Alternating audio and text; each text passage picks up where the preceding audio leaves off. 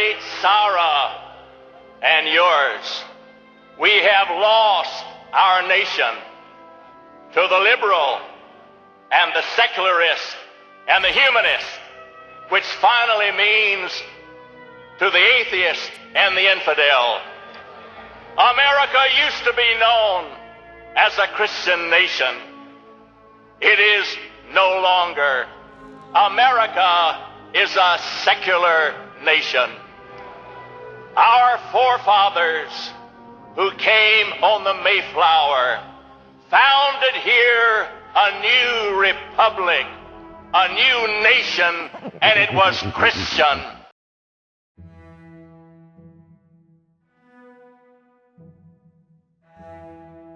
Well, I just want to put some of my thoughts down about how I, as a person of white privilege, have had my eyes opened to. I want to become an ally for Black people and let my fellow people in the church especially know that we've got some work to do. My dearest believer, I write this to you not solely as the artist and composer known as Mark Hayes, but as a traveler on a profound journey, one that has ignited a passionate fire deep within my heart. Today, I would like to share with you where I am going, with the hope that in time, you will join me as well. Before I can share the destination with you, we must have an earnest look back at where we came from. Like many of you, I too was raised deep in the bosom of the Southern Baptist Church. My father was raised in Southern Illinois, and being Southern Baptist was an essential part of his heritage. He passed that along to me, and I was proud of it. Proud to be like my father, proud to be Southern Baptist because we knew the right way to get to heaven. I felt a sense of superiority because knowing God was on our side was important to me. Many of my brothers and sisters in Christ continue to feel this same superiority today. Even though I was raised in Northern Illinois, where one would suppose racism is not as rampant, I heard that same self-imposed sense of superiority preached from the pulpit during my youth. The very scriptures that talked of God's unconditional love for all people were misconstrued to sow the idea that I was better because I was white, but not in so many words. We've witnessed the history of some so-called believers setting our symbol of salvation ablaze to terrorize people while hiding cowardly behind veils of fabric.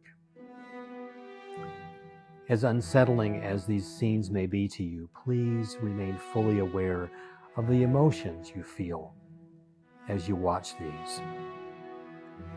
You see, my friend, it's often all too easy to distance ourselves from such disconcerting scenes, to quietly thank the heavens that we are not those people. But I ask, do we truly stand apart from the turmoil, or are we apart without genuinely knowing or realizing it? Dr. Martin Luther King Jr. once poignantly declared, "It is one of the tragedies of our nation, one of the shameful tragedies, at 11 o'clock on Sunday morning is one of the most segregated hours, if not the most segregated hours in Christian America." For many of us, this segregation is glaringly obvious if we open our eyes. Dearest believer, what I find particularly astonishing is how both mainstream and evangelical Christians may unknowingly find themselves aligned with the goals of militant, white Christian nationalists. January 6th attack on the Capitol, there were Trump banners and Confederate flags, the Gadsden flags. There's also Christian imagery. When white Americans hear the language of Christian nationalism, when they hear that about Christian heritage and Christian values, they tend to think with nostalgia for a time where people like us, the right kind of people, had cultural and political influence. We're going to protect Christianity, and I can say that. I don't have to be politically correct. You cannot separate God from politics. You can't take him out of our government. I'm a Christian and I say it proudly. We should be Christian nationalists. My dearest believer, you may protest and say, I do not share the same beliefs as militants. However, W.A. Criswell, who served as a cherished pastor at First Baptist Church Dallas for over 50 years, labeled integration as unchristian and used scriptures to back up his position. Just think, this was the most powerful Southern Baptist pastor in America at the time, guiding his flock down a path of racism, a destination fed by ignorance and fueled by hate. In my view, Criswell and many of his beliefs about black people were steeped in the fear of losing everything he held dear: control, power, and privilege. Understand that fear, my friend, defines the essence of the white Christian nationalist movement, a fear of change and being displaced, nurtured by the propaganda called replacement theory. In reality, it is not a matter of displacement, but rather a manifestation of the darkest side of human nature. It is that same fear that allows us to live contentedly in non-diverse neighborhoods, to remain silent when we hear racist jokes from other whites, or call ourselves an ally by speaking words of empathy and solidarity, but not acting with compassion to do more to help liberate those who have been marginalized, specifically black people. Remember the portraits of Christ that we grew up with? Golden locks of straight hair, eyes of cerulean blue, and fair skin. Yet, in all likelihood, Jesus resembled something closer to a person of color, much like most individuals in his era. But how did we get to this place? How did we allow our faith, our religion, to be weaponized and bolster us to various positions of privilege and to position our black kinfolk as his so-called inferior race? This belief finds its roots in a tale from Genesis involving Noah, his son Ham, and Ham's son Canaan. Noah cursed Canaan, proclaiming, "Cursed be Canaan, the lowest of slaves will he be to his brothers." Ham was said to be an ancestor of those with dark skin, Africans. Thus, the curse upon Ham was extended to encompass the people of Africa. Though we may believe that we have abandoned those archaic beliefs, their echoes still reverberate. They have been used as a rationale for the abhorrent slave trade, as a foundation for eugenics, as a misinterpretation of holy scriptures by countless white preachers. Today, this irrational reasoning continues, infecting the very fabric of our society in a land proclaimed to be united and free. My dearest believer, what does the ubiquitous phrase for God and country really mean? It is often merely a facade masking the intolerance that has made America calloused. It is truly an injustice, not just for the marginalized, the oppressed, the people historically excluded, but for all of us, including you and me.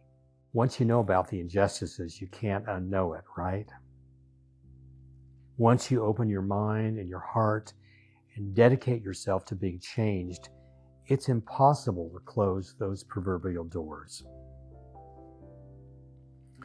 Friend, I write to you not just to awaken your consciousness to the subtle undercurrents of white Christian nationalism, but I also encourage you to discern its presence within your home, your church, your circle of influence, within your heart.